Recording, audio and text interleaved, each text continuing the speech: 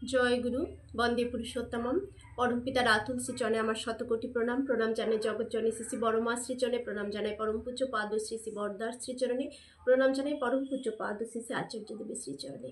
আপনাদের সবাইকে আমার আন্তরিক আনন্দিত জয় গুরু। গতকাল সৎসঙ্গ অফিসিয়াল পেজে বিজ্ঞপ্তি এসেছে দেওঘর ঠাকুরবাড়ি থেকে যে 30শে ভাদ্র আমরা সবাই জানি আমাদের যুগপুরুষোত্তম শ্রী শ্রী ঠাকুরের আবির্ভাব দিবস। সেই উপলক্ষে আচার্যদেব একটি নির্দেশ জারি করেছেন আমাদের সকলের জন্য, তো অবশ্যই, কিন্তু আমাদের মায়েদের জন্য বিশেষ করে। পড়ে খুব একটা আনন্দ অনুভব করেছি।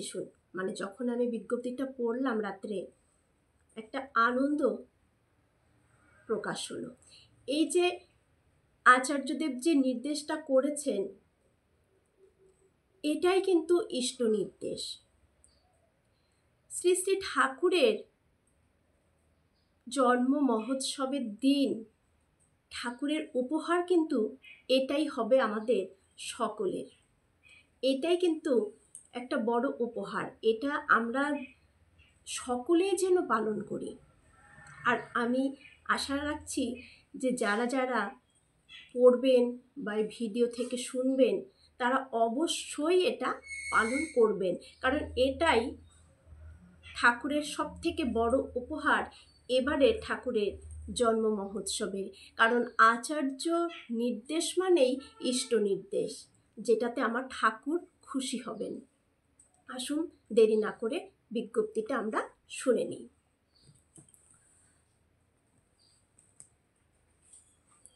সৎসঙ্গ অফিসিয়াল পেজ থেকে বিজ্ঞপ্তি জারি করা হয়েছে।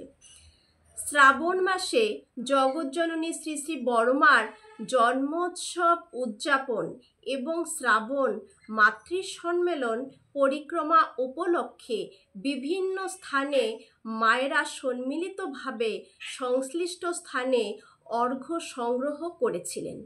আমরা যে মায়েরা মাতৃ সম্মেলন করেছি, তো বিভিন্ন জায়গা বিভিন্ন অনুষ্ঠানে আমাদের অর্ঘ্য কালেকশন হয়েছে, অর্ঘ্য সংগ্রহণটা হয়েছে।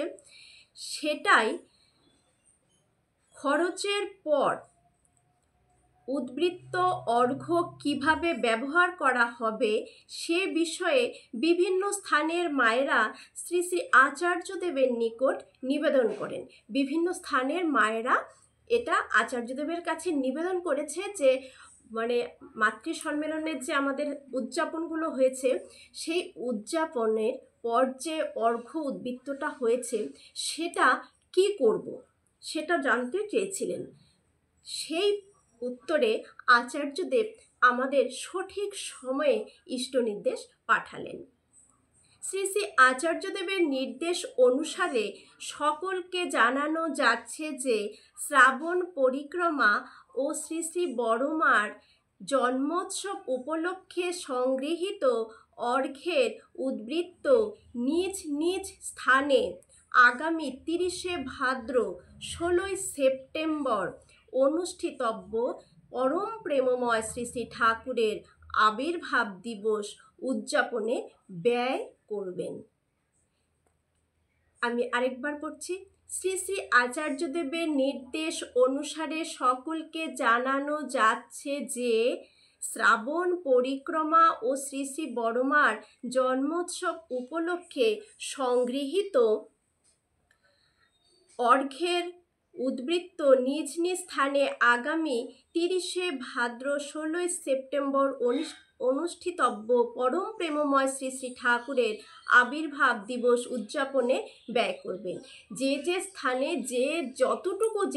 যতটুকু অর্ঘ্য আমাদের রয়ে গেছে, বেঁচে গেছে অনুষ্ঠান করার পরে, সেই অর্ঘ্যটা যেন আমরা এই 30শে ভাদ্র শ্রী শ্রী ঠাকুরের যে জন্ম উৎসব আবির্ভাব দিবসের উৎসবটা পালন করা হবে, সেই স্থানে যেন এটাকে আমরা ব্যয় করি, খরচ করি। যেখানে স্থানীয়ভাবে উদযাপন হয় না তারা নিকটবর্তী কেন্দ্র বা মন্দিরে এই উদযাপনে অর্ঘ্য প্রদান করবেন।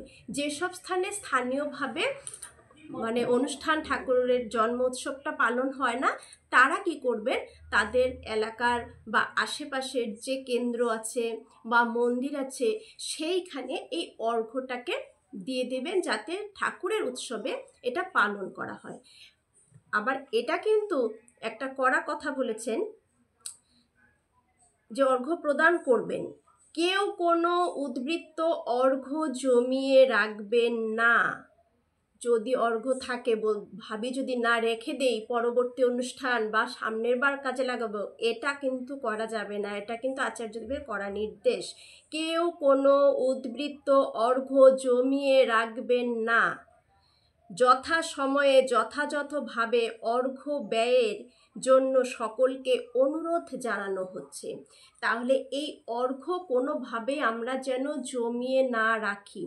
এই অর্ঘ্যটাকে যে শ্রাবণ পরিক্রমার মাতৃ সম্মেলনে আমাদের যে অর্ঘ্য উঠেছিল, ব্যয় খরচ করার পরে যেখানে যতটুকু বেঁচেছে, কোথাও যদি 200 টাকা উদ্বৃত্ত হয়, সেই 200 টাকাও যেন আমরা 30শে ভাদ্র 16ই সেপ্টেম্বর আগামী মঙ্গলবার পরম দয়ালের জন্ম উৎসব যে পালন হবে সেখানে যেন এটাকে আমরা ব্যয় করি। আমরা কেউ কোনো এটা যেন জমিয়ে না রাখি, এই অর্ঘ্যটা যেন জমিয়ে না রাখা হয়। আচার্যদেবের কিন্তু এটা কড়া নির্দেশ, এটা যেন জমিয়ে না রাখা হয়, এটা যেন আমরা সেদিন ব্যয় করি। স্থানীয়ভাবে কোথাও হলে সেখানে দেব, স্থানীয়ভাবে যদি না হয় তাহলে আমরা কোনো কেন্দ্র বা মন্দিরে সেই অর্ঘ্যটাকে প্রদান করব। এটা সবাই করবেন, এটাই ইষ্ট নির্দেশ সেদিনের জন্য, এটাই পরম দয়ালের জন্ম মহোৎসবের সবচেয়ে বড় উপহার। নইলে কিন্তু সব কিছুই বৃথা হবে। সবার ভালো থাকুন এই প্রার্থনা দয়ালের শ্রীচরণে, সবাই সুস্থ থাকুন। জয়।